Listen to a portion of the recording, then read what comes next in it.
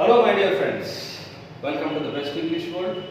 आज हम आपको पढ़ाएंगे ये जो ऊपर देख रहे हैं ये पार्ट्स ऑफ स्पीच, ये टॉपिक का नाम है। जैसा कि आप जानते हैं हर एक स्पोकन इंग्लिश क्लास में वही फर्स्ट टॉपिक है, पार्ट्स ऑफ स्पीच।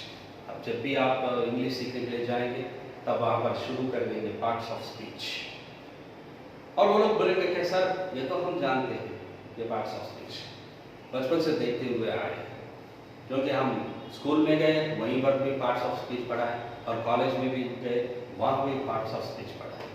तो ये पार्ट्स ऑफ स्पीच हम जानते हैं, आप लोग जानते हैं, ये हम भी जानते हैं। मगर ये पार्ट्स ऑफ स्पीच एक्चुअली क्या है? सुनने में सुनते हैं, इसका मतलब ये नहीं है उसको जानना। उसको जानते हैं ये बात नहीं बोल सकते। जो भी हम सुनते हैं वो सुनते हैं बस, और जानना अलग है, सुनना अलग है। आप सुन चुके हैं, हम ये नहीं कह रहे कि आप नहीं सुने, आप सुने मगर जान लीजिए उसके बारे में क्या है, एक्चुअली वो क्या है। पार्ट्स ऑफ स्पीच के बारे में हम 3 सेंटेंसेस यहाँ पर लिखे हैं, और वो 3 सेंटेंसेस अगर आप देख लिए, आप समझ गए, तो समझ लीजिए आपको parts of speech you have understood, आपको समझ में आ गया। और आपको ये भी समझ में आ जाएगा कि क्या ये पार्ट्स ऑफ स्पीच जरूरी है इंग्लिश बात करने के लिए, ये भी आप जानते हैं।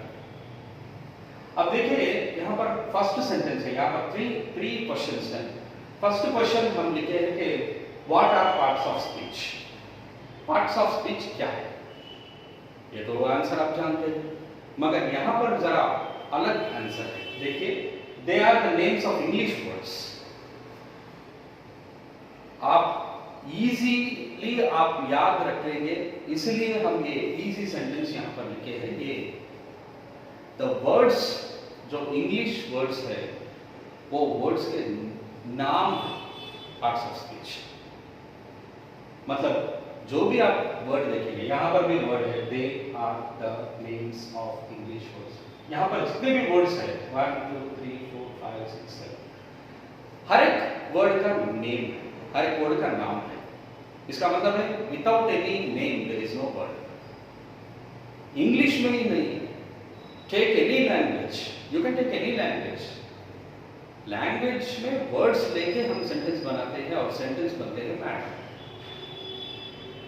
मैटर कुछ कहानी भी बन सकता है, और वो सेंटेंसेस कुछ कहानियां हो सकते हैं, कुछ नॉवेल्स भी हो सकते हैं, कुछ भी हो सकते हैं। वर्ड्स से अपन सेंटेंसेस बनाएंगे, और सेंटेंसेस से अपन मैटर बनाएंगे। जो भी आप लैंग्वेज लेंगे, चाहे वो हिंदी हो या उर्दू हो या तमिल हो, मलयालम हो, पंजाबी हो, कोई भी हो, वो लैंग्वेजेस में आपको वर्ड्स रहते हैं, और हर एक वर्ड का नेम है, हर एक वर्ड का नाम है। जैसे कि आप ग्रामर अटेंड करेंगे आपको मालूम हो जाएगा। यहाँ पर हम इंग्लिश क्लास है, इसलिए हम ये बताएंगे, they are the names of English words. English words जो है लाखों वर्ड्स है, और हर एक वर्ड का एक नेम है, और वो नेम है और वो नाम पार्ट्स ऑफ स्पीच है। ये फर्स्ट क्वेश्चन है। और द सेकंड क्वेश्चन है यहाँ पर, हाउ मेनी आर दे, वो कितने हैं? पार्ट्स ऑफ स्पीच तो है the names of English words, मगर वो कितने हैं? ये सेकंड क्वेश्चन है, आप देख लीजिए, they are 8 parts of speech है। बस ये तो आंसर है सेकंड क्वेश्चन का। और थर्ड क्वेश्चन क्या है? What are. अब यहाँ पर फर्स्ट क्वेश्चन है what are parts of speech, then they are the names of English words, और हाउ मेनी आर दे, कितने हैं?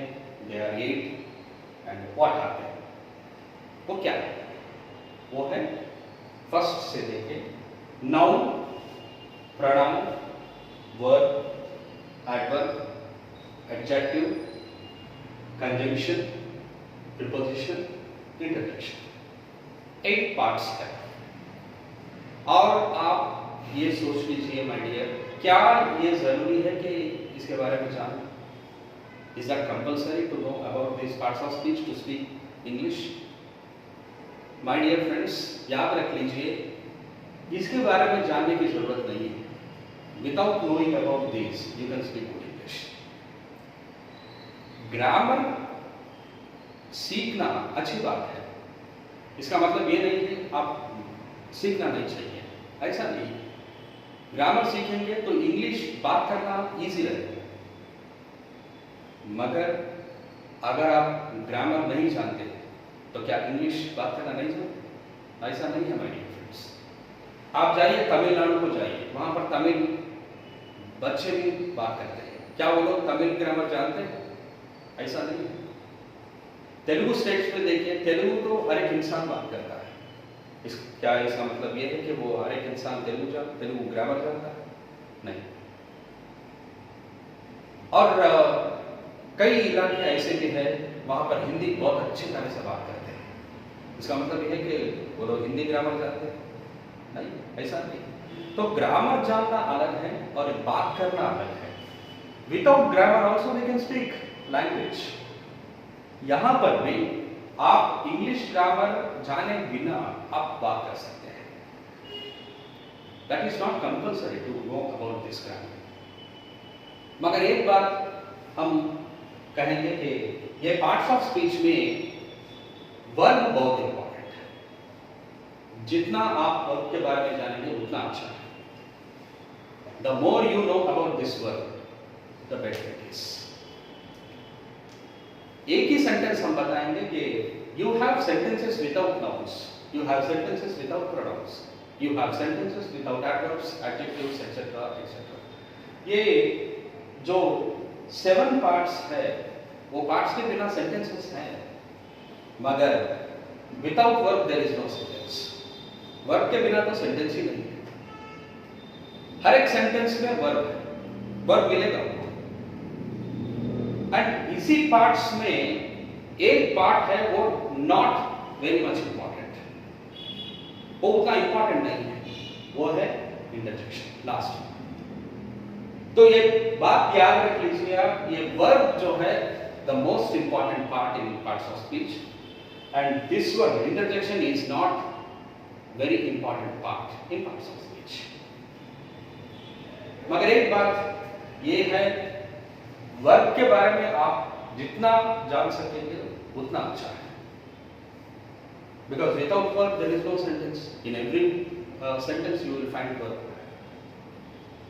तो ये पार्ट्स ऑफ स्पीच आपको डिस्क्रिप्शन भी दिया जाएगा, और वो कमिंग क्लासेस में आपको पार्ट्स ऑफ स्पीच का डिस्क्रिप्शन भी मिलेगा, और ये वर्ब क्यों इंपॉर्टेंट है और बाकी के जो क्यों नहीं इंपॉर्टेंट है वो भी बताएंगे।